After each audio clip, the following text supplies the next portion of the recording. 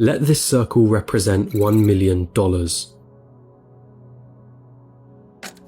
This is what $10 million would look like. This is what $100 million would look like. And this is what $1 billion would look like.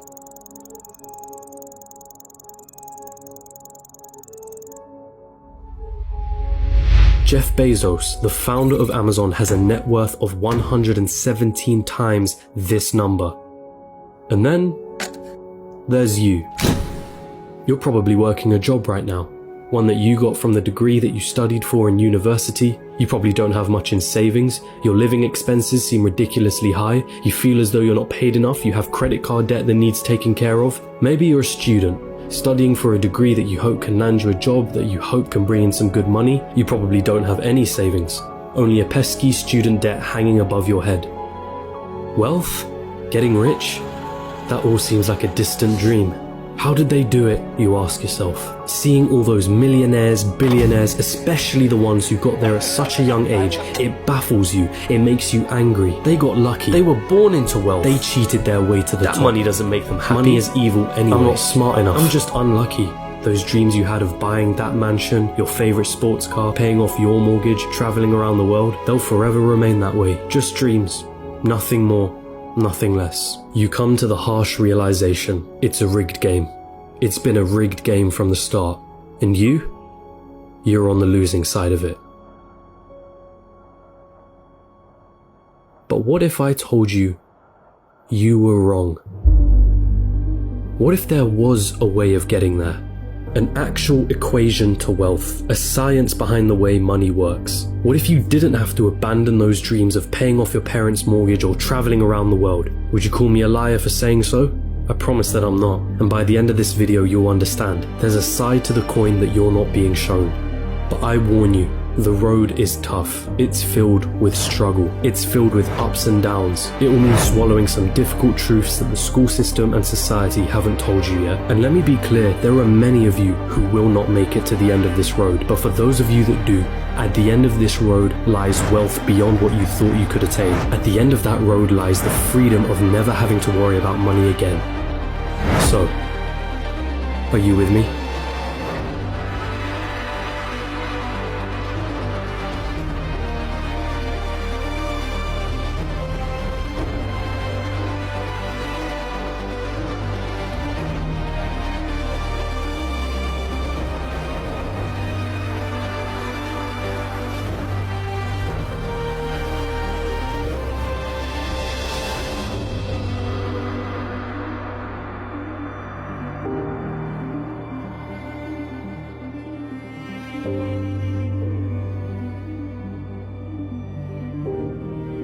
Still with me? Then let's not waste any more time. What do you really think about money? Is it something you work for? Is it earned or is it inherited? Is it the root cause of all evil? Are you desperate to have more of it? Have you been chasing it most of your life? Truth is, most of what you think about money has been influenced by your upbringing and environment. If you were born into a family that didn't have much money growing up, then you're more inclined to believe that you too will not grow up to have much money. Or perhaps you went on the complete opposite end and decided to make as much money as you can so that you will never be in that position again. The fact that your school didn't teach you much about this subject doesn't help things. And because of this, most of you are going to have false beliefs about money that aren't going to help you on this journey. Now stick with me here, because we're going to have to change the way you've been seeing money your whole life. Hollywood has always had a habit of depicting the wealthy and rich as evil, backstabbing, entitled, or corrupt individuals. If you won't get me a squirrel, I'll get one myself. Question is, have you bought into that stereotype? A recent report released by WealthX showed that of the world's ultra-wealthy, those that had a net worth of 30 million or more, 68% of them were self-made. And it seems like every other study backs up this conclusion. Warren Buffett? Self-made billionaire. Howard Schultz? Born in poverty. Oprah Winfrey? Born in poverty. Jeff Bezos? Self-made billionaire. Elon Musk? Self-made billionaire. Sarah Blakely? Self-made billionaire. What is it that these people know that you don't? Truth is, your equation is all wrong. Here's the two-dimensional equation that you've been taught. Money equals salary earned from a job. Past a certain point, the prospect of getting a job becomes the sole purpose of your education. So what's wrong with that, you ask? I'm gonna assume that if you're watching this, you want to make money, a lot of it, and in as short amount of time as possible. If that is your goal, then this equation for generating money will never get you there. We all have one precious resource, the most important resource of all, and once it's gone, there's no way of getting it back. That resource is time. In a standard job, the amount of money you earn is dependent on the amount of time you put into that job. If you earned $20 an hour and worked 40 hours a week, it would take you nearly 24 years to reach a total of $1 million. But that is without subtracting any taxes or any expenses that you will incur over 24 years. And let's not forget that inflation would make your $1 million less valuable. The reality is that on a salary of $20 an hour, you can only really be a millionaire at an old age by living frugally. And most of that precious resource known as time has slipped through your fingers. You traded all that time for money, and it wasn't even a substantial amount either. So again, you ask yourself, how is it then that there are self-made millionaires and billionaires at such young ages? What makes them so different? And the truth is, they have a better equation than you. They have a way of understanding money that you haven't quite grasped yet.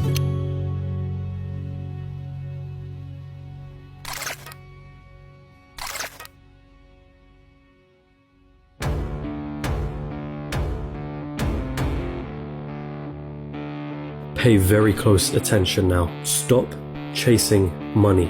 In a capitalist society, the rules of the game are as follows. You are paid in proportion to the perceived value that you have. And the people that perceive your value, they are the market, the consumers of the economy. The market is you, your friends, your family, your neighbors, your country.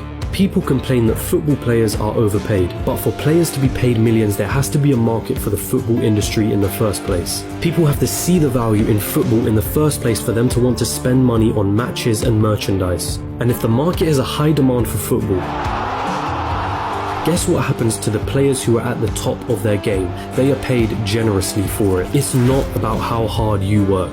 The cleaner that's sweating and tiring himself out every day is paid far less than the accountant sitting behind a desk. Why? Because the market perceives the value of what the cleaner does to be far less than the accountant. As harsh as it may sound, the cleaner can be replaced by anybody. It isn't difficult to learn how to do his job, and therefore the market will not pay him more than the accountant, the guy who spent years studying numbers, the guy who has saved his clients thousands on their taxes. But even so, we just discussed how getting a job isn't the right equation to amassing a great amount of wealth in a shorter period of time. So then how can we increase our perceived value? What is it about people like Elon Musk or Jeff Bezos that makes their perceived value so high? The first step to this equation of wealth is quite simple. If you want money, solve problems. If you take a second to digest this statement, you'll realize that just about all money runs from this basic premise. If it solves a problem, money will be thrown at it. If it's $1 million problem, then the solution will make you millions. If it's $1 billion